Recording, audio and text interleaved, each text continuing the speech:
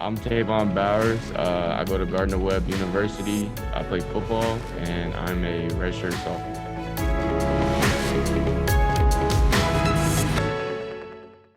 I would say I first started playing back when I was like 5 years old.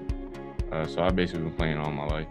You know, those younger days, like they kind of just throw you in every position. I didn't really start playing actual quarterback until I was in seventh grade.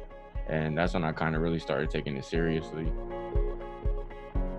Let's jump to high school and senior year, and suddenly you're in a Netflix series. You're in QB1. So, how did that experience come about?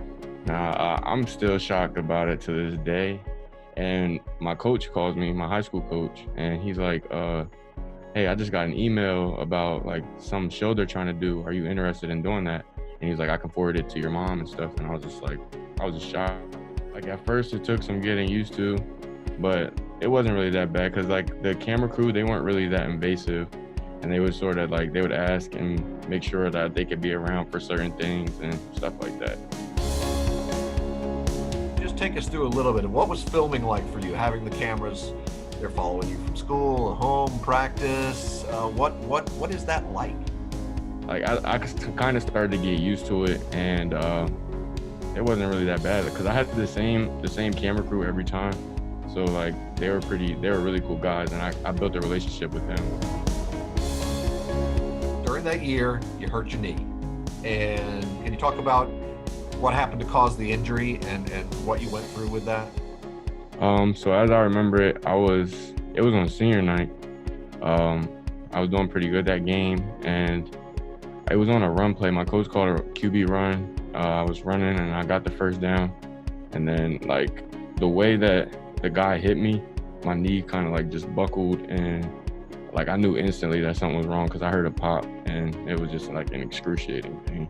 And I ended up tearing my ACL.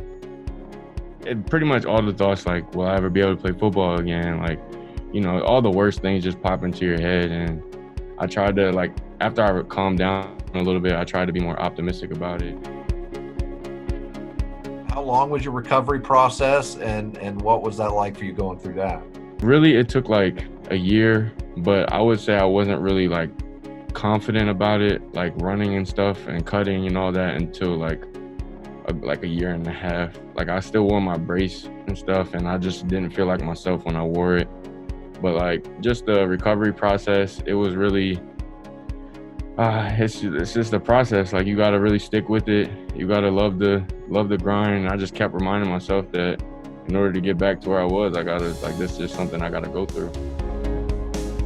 What is that like, having that as part of the show now?